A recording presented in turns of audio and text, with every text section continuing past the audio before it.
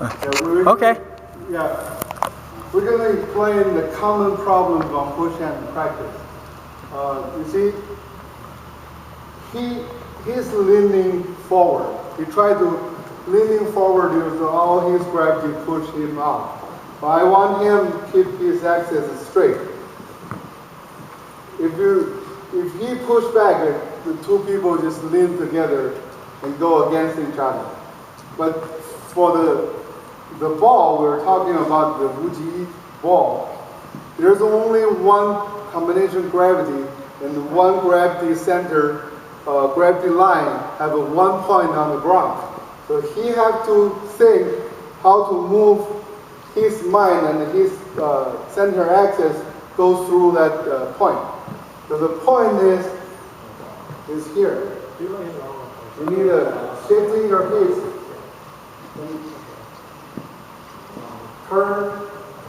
Turn this combination gravity center.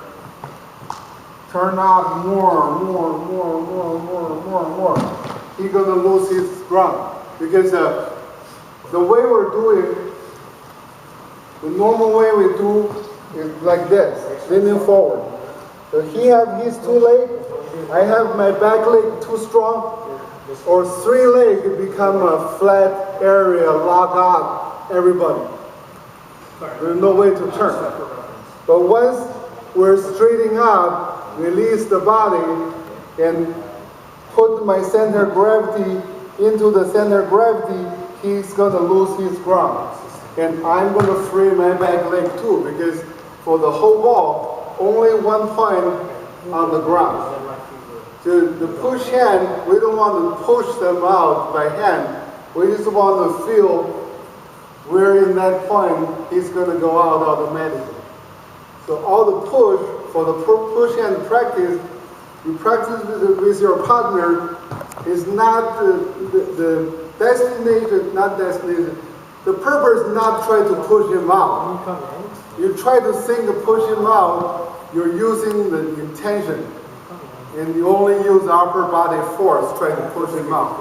You need to use this force help to feel where is the combination gravity center.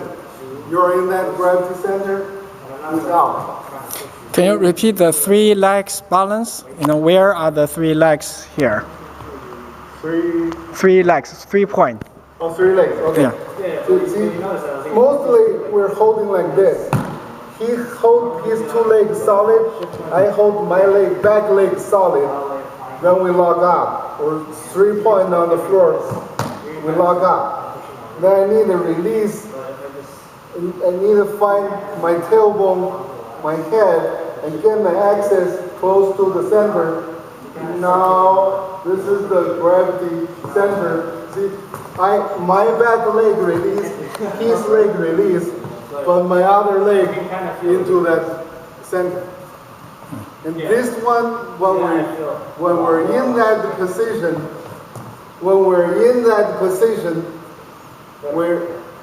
okay, here's the position, but also we cannot just try to use arm to turn him. If you use arm to turn him, the whole Wuji situation is broken. So once we find that point, we need to extend our mind as far as possible to make the whole unique ball turning. The more bigger the ball, the more bigger the center relatively getting smaller. So that turn causes the outside spinner stronger. What about you swing your leg backward? The whole ball turning is one unit turning like that. It's not only here. If you start using force, if I find the place, I try to do this, it won't work because we're cutting through. This ball, the perimeter of the ball have to travel the smooth curve. If we're using force, it's cutting through. It's not on the skin anymore. When we keep the ball unique rounded, when we're turning the center, the whole thing turns together. All the perimeter is going curved way, smooth curved way. So in that case, the spin is a real spin, it's not the cutting off. Can you show the spin you swing your leg to save your off balance? Oh, okay. Yeah, okay. See, if I'm on the position, I already lose my balance. Okay, I already lose the balance, that part. But if I try to keep that balance, I just move my center. Imagine my center going through the combination center, but my body needs to coordinate with my mind. That means if I only think the center, I try to use my body right in the spot, it still doesn't work. But if I extend my feet there, see this circle getting bigger and bigger. My mind not limited on my leg, actually extend outside my leg. I make this whole plane, whole circle, the same spin. Then I can gain my confidence balance spot. But the theory is, we just try to feel during the push hand, you're having the external extra force, but you don't feel the force. The force is only the connection. So any contact, that's the connection. Whatever we got it, that's it. You cannot increase or decrease any force from the connection. You decrease, you're separating, you're clapping. You're clapping, you end up, the opponents take your gravity center even more. But you cannot go against it because here already in the winning spot, you go against it, you help him push you out.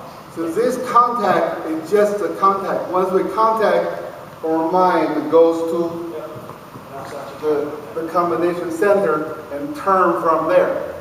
But we don't use the intention turn from there, we use the awareness, feel there, but they were turning the whole thing. Turn the whole thing. The more bigger, wider, turn more unique. You're going to use the less force. So for the level we're training little by little, you cannot go into the level there's not even little force there. It's hard to jump that level. But you can feel, this time I use 30% force, next time I only use 10%. Then you reduce using the force to make this unique turning, this ball turning, more clear, more confident, more unique coordinate. So that's what we're looking for. We don't want to really think of pushing out. That's just the partner help us. There's extra weight, gravity, extra force. All these have to be part of my feeling. Because when we do the form, we use our own gravity to feel this turning, this axis turning, this gravity move from this leg to the other leg freely. It's kind of the same idea. But this is the feeling, the same feeling when we have somebody push us.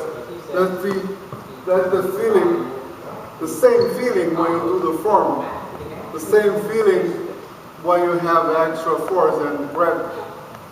That's why we call, when we do the form, there's no other person, we feel like we're playing with the other person. When we do the push hand, there's another person there, but we don't feel there's extra. We feel it's myself. That's in the Tai Chi Bible. So that's how we feel. How we feel is the gravity center, three-dimensional rotating. And this balloon expanding, shrinking, combined with three-dimensional turning is one move. That's what we're looking for. So if you play with your partner, you feel like both of you holding, strongly holding there, that's wrong. Then at least one person can start. Okay, I'm holding it. You try to practice out. See, when he coming in, you can feel his arm clasp, then push back in with his body. This is what we don't want. This holding, you're holding it, whatever the pressure here is the pressure here. Because here is yin plus yang equals the full unit. And when he coming in, see, he lock up all the joints. So when he coming in his body, I can feel the force increase because all these joints lock up. So when he coming in, you need to release all the joints. No, you didn't release your shoulder. You didn't release your joint. No, you didn't release. Don't rush. Don't rush. Release first. Yeah, more. Release more. No. See, his body go down too fast than the way he releases. You need to release the same speed to release all the joints, the same speed to going in. But he go down too fast. The only problem I see with that though is that Release shoulder, release shoulder, release shoulder, more. Going, not enough. Okay, going. From here, hold my hand, put your whole body up. no, you're not. No, he goes straight, right? You can tell, he goes straight. You go in because you're dropping, right? You release here. But when you're pushing yourself back, the same thing. 1, 2, 3, 4, 5. Yeah. It gotta be the same speed, But you're still able even amount. You can't have any extra push. See, they collapse too much. So you sit back so much. Go in first. Okay, then go back. So there's not much body effort.